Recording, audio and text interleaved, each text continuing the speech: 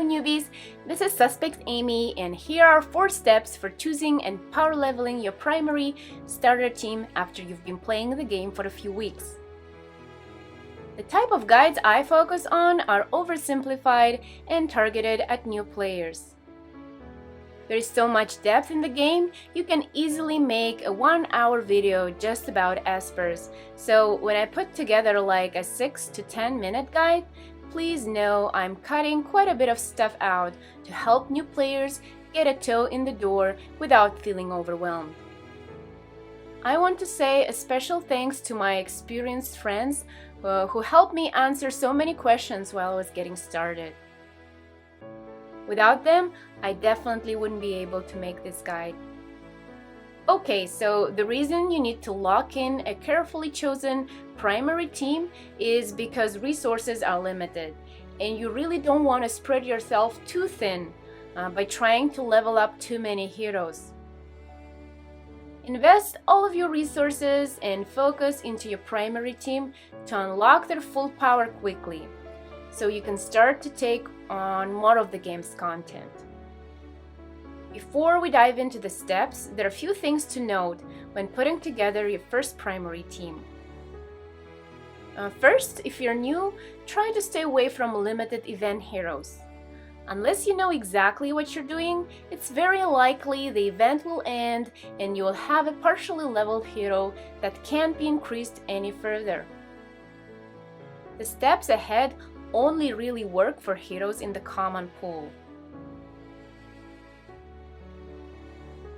Second, it's important that you make sure that each hero on your team is a different element. When awakening a hero, they will use a lot of the same resources that another same element hero will need. So having 2 win heroes on your team will strain your resources. The same can be said about jobs. To a lesser extent, try not to have like 3 red mages in your lineup because leveling jobs also share some of the same materials. Finally, if you're having trouble choosing between 2 heroes for your team, check and see if one has their EX jobs available and the other doesn't.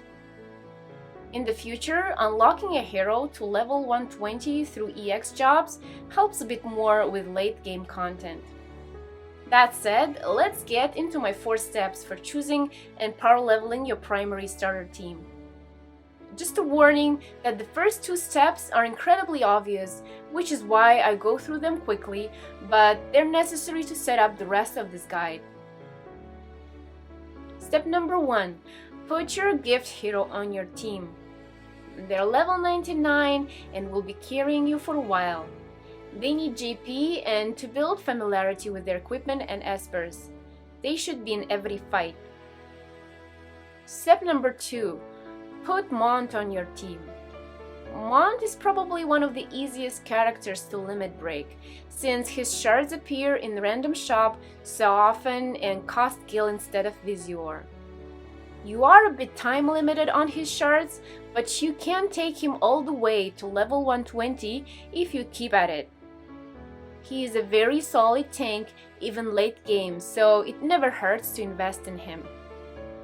Since you will be dumping so many resources into step 3, it's a good idea to have an MR hero like Mont on your team since they use less of the shared resources.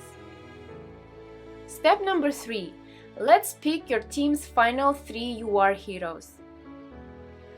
After doing all of your free summons for your first week and turning in your UR summon tickets, you should have around 8 to 12 UR heroes in your inventory, depending on your luck. Here's a quick look at all of the characters I have after a couple of weeks in the game. You actually get enough shards from select shard summon tickets to max limit break at least 2 of your UR heroes, possibly 3. Which 3 you choose is entirely up to you, but here are my recommendations for your first and second choices.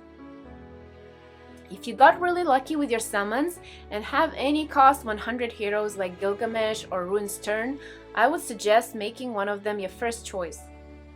Cost 100 heroes are some of the strongest in the game. The select shard summon tickets you receive as a new player actually have no cost restriction, so cost 100 shards are as easy to get as other UR shards.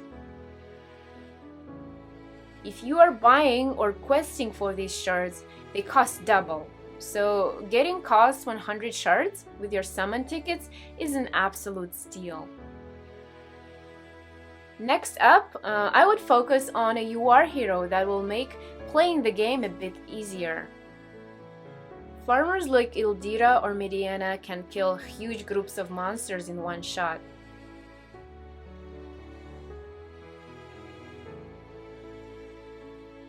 Trust Masters, which are pieces of equipment that you receive once a hero is unlocked to level 99, are also worth mentioning.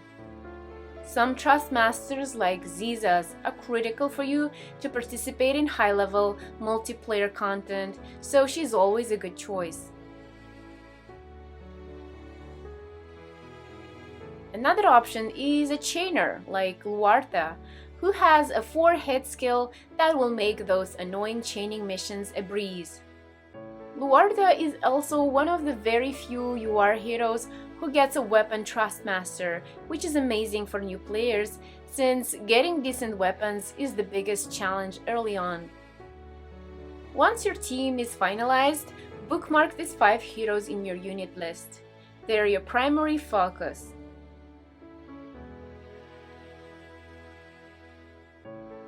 Step number 4. Let's start dumping all of those juicy new player reward materials into your chosen URs. Take into consideration, I was able to max limit break these 3 URs by following the advice from my week 1 guide video, where I was buying out all of these skill items from all of the shops every day for a couple of weeks, as well as buying out the beginner shop completely before it expired. Go to your summon area and look through your ticket summon list. You should have a ton of UR select shard summon tickets that you received from the beginner rewards, at least enough for 1,500 shards. It costs 600 shards to max limit break a hero, so start pulling 600 shards for each of your 3 chosen URs.